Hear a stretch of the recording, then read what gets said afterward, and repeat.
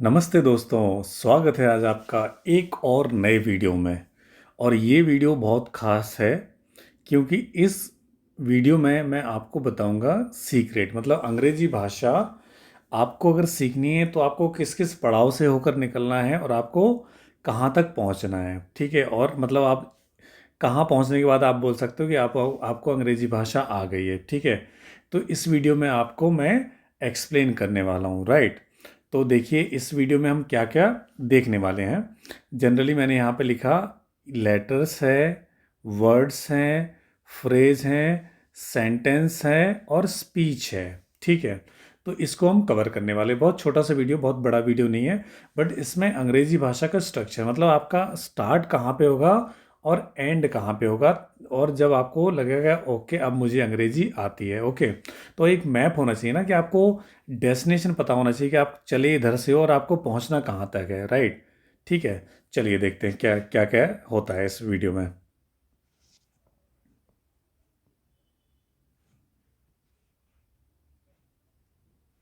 देखिए फ्रेंड, ये है अंग्रेजी भाषा का स्ट्रक्चर, है ना। स्ट्रक्चर मतलब ढांचा। जैसे हम घर बनाते हैं और हमारा घर कंप्लीट कब होता है, जब उसका नक्शा बना के हम उसके हिसाब से अपना घर बना लेते हैं, और जो जो लगना होता है उसके बाद वो एक घर कहलाता है। कुर्सी दरवाजे सब लगने के बाद में घर बन जाता है। इसी तरह अंग्रेजी भाषा का, हर भाषा का एक स्ट्रक्चर होता है। और अगर वो हमें स्ट्रक्चर पता चलेगा तो हमें पता, हम ये जान पाएंगे कि हमें अंग्रेजी सीखना, मतलब बोलने के लिए, लिखने के लिए हमें कहाँ तक आगे जाना पड़ रहा है। ओके, सो फ्रेंड्स, इसका पहला जो स्टेप है, पहला पड़ाव है, वो आपके लेटर्स हैं, यानी वर्णमाला, अक्षर। ये मैंने आप लोगों को ऑलरेडी सिखा दिए हैं, करेक्ट। ये मैंने आपको सिखा दी है। आपको ये वर्णमाला मैंने अच्छे से सिखा दी है अभी आपको। आपको स्वर पता है, व्यंजन पता है ना। उसके जो साउंड है, ध्वनि आपको पता है। ओके, तो ये होते हैं लेटर्स, मतलब जो इंडिविजुअल, जो जब एक एक जो अक्षर है उनको क्या बोलते हैं हम, लेटर्स या अक्षर बोलते हैं, राइट। इसके बाद आता है वर्ड्स यानी शब्द, है ना। तो नंबर वन पे क्या हो गया, लेटर हो गए, है ना। दूसरे नंबर पे हो गया वर्ड्स। वर्ड्स में क्या होता है, मतलब जब एक या एक से अधिक जब लेटर मिलके कोई शब्द बनाते हैं जिसका कोई मीनिंग होता है, उसको हम क्या बोलते हैं, वर्ड बोलते हैं। ठीक है, जैसे आई, ये सिंगल है लेकिन आई का मतलब यहाँ पे मैं होता है। ठीक है, मैं, माय, है ना, इसमें दो लेटर आए हैं, वी, WEV, ये हमारा क्या हो गया, ये हमारा वर्ड है, ये शब्द है हमारे, राम, मोहन, और ये शब्द। तो शब्द क्या होते हैं, जस्ट आपको एक मीनिंग दिखाते हैं, बट वो अपने आप में कोई सेंटेंस या कोई बात नहीं होते। ठीक है, तो लेटर सिंपली आपकी अंग्रेजी की वर्णमाला है।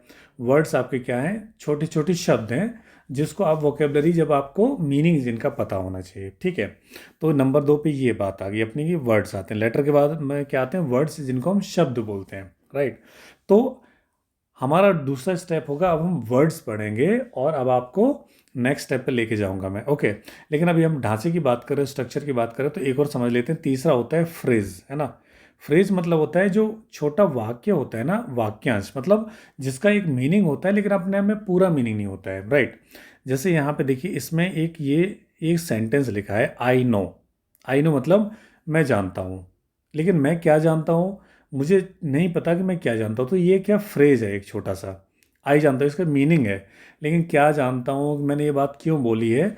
लेकिन अगर आप पूरा सेंटेंस पढ़ोगे, I know that you are a good boy, है ना, मुझे पता है कि तुम एक अच्छे लड़के हो, तो ये अपने आप में पूरा सेंटेंस है। ओके, तो जब कोई छोटा सा सेंटेंस होता है जिसका मीनिंग होता है लेकिन पूरा इंडिपेंडेंट मीनिंग, मतलब खुल के उसका हमें अर्थ पता नहीं चलता। अब जैसे इसने बोला आई नो, अब आई नो मतलब क्या जानते हो आप, मतलब उसने बोला मैं जानता हूँ, लेकिन क्या जानता हूँ कुछ पता नहीं।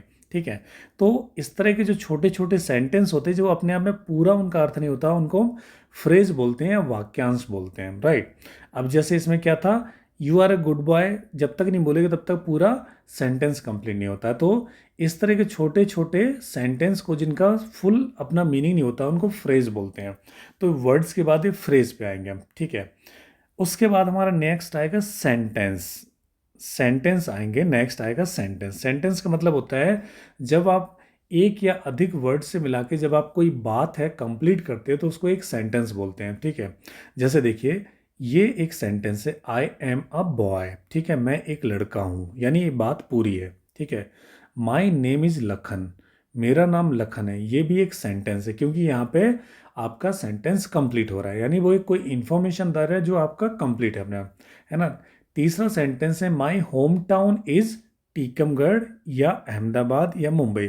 तो यहाँ पे भी आप एक किसी को जानकारी दे रहे हो कि मेरा जो होम टाउन है, मेरा घर कहाँ पे है, टीकमगढ़ में है, ठीक है। तो इनको सेंटेंस बोलते हैं, मतलब जब दो या अधिक वर्ड मिलके कोई एक मीनिंगफुल, मतलब जिसका खुद अपने आप में एक मीनिंग होता है। जैसे इंग्लिश में बोलता हूँ कि ये आम है, ठीक है। तो हिंदी में आपने बोला यह आम है, तो आम मतलब एक पूरा सेंटेंस बन गया, मतलब आप बता रहे हो ये आम है, ठीक है।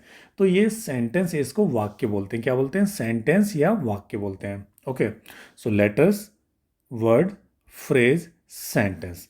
अब इसके बाद में आता लास्ट पार्ट है जो इसका स्ट्रक्चर में आता है, स्पीच। स्पीच का मतलब क्या होता है? स्पीच का मतलब होता है कि जब आप किसी से या किसी के बारे में कुछ भी बात कर रहे हैं, तो उस समय जो आप वाक्यों का सेंटेंस आप जो एक दूसरे से के साथ में एक्सचेंज करो, या अपनी जो अपनी बातचीत जिसको बोलते हो उसको हम क्या बोलते हैं? स्पीच बोलते हैं। क्या बोलते हैं? स्पीच। ओके। तो फ्रेंड्स, आपको ये फर्स्ट लेवल से पहुंच के आपको नीचे सबसे लास्ट लेवल तक पहुंचना है, 5वें नंबर तक पहुंचना है। और जब आप ये स्पीच लेवल पे आ जाओगे तो इसका मतलब है कि आपको इंग्लिश पढ़नी आती है और लिखनी आती है और बोलनी भी आती है, ठीक है। और इसलिए मैं आपको स्ट्रक्चर्ड वे में आके लेके चल रहा हूँ, तो इसलिए जो मैं आपको वीडियो बोलूँगा आपको देखते चलना है। तो इस वीडियो में मैंने आपको स्ट्रक्चर समझाया है। अब जब हम स्पीच की बात करेंगे, ठीक है, स्पीच की बात करेंगे, तो स्पीच में आएंगे हमारे पास में डिफरेंट उनके पार्ट आएंगे, ठीक है, जिसको हम पार्ट्स ऑफ स्पीच बोलते हैं। लेकिन जब हम स्पीच के बारे में बात करेंगे तब हम पार्ट्स ऑफ स्पीच में आपको बताऊंगा। और एक बार अगर आपने पार्ट्स ऑफ स्पीच पढ़ लिया, ओके, तो आपका इंग्लिश में बात करना या इंग्लिश में लिखना 100% गारंटीड है, ठीक है। अगर आपको पार्ट्स ऑफ स्पीच आ गई, आपको अच्छे से मीनिंग समझ में आ गया, आपको पता है कि पार्ट्स ऑफ स्पीच का कैसे यूज करना है, तो फ्रेंड्स आपका 100% इंग्लिश भाषा पे आपका पूरा कंट्रोल आ जाएगा। Okay, so don't worry. ये स्ट्रक्चर मैंने आपको इसलिए बताया क्योंकि मैंने आपको बेसिक, आपको ऑलरेडी पहला पार्ट मैंने यहाँ पे सिखा दिया। इसका जो फर्स्ट लेवल है मैं आपको ऑलरेडी सिखा चुका हूँ। मुझे आपको ले चलना है स्पीच तक, है ना। तो ये सफ़र करने के लिए आप साथ जितना दोगे आप उतने अच्छे से सीखोगे। और एक बार हमारी पार्ट्स ऑफ स्पीच ख़त्म हुई, then you are the master of English, ठीक है।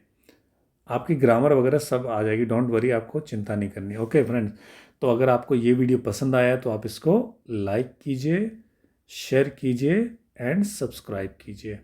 एंड डोंट वरी, ये जो मैंने आपको इसका स्ट्रक्चर बताया, मैं आपको इससे लेके यहाँ से लेटर से स्टार्ट मैंने कर दिया, आपको स्पीच तक लेके आऊँगा और आपको कंप्लीट अंग्रेजी सिखाऊंगा।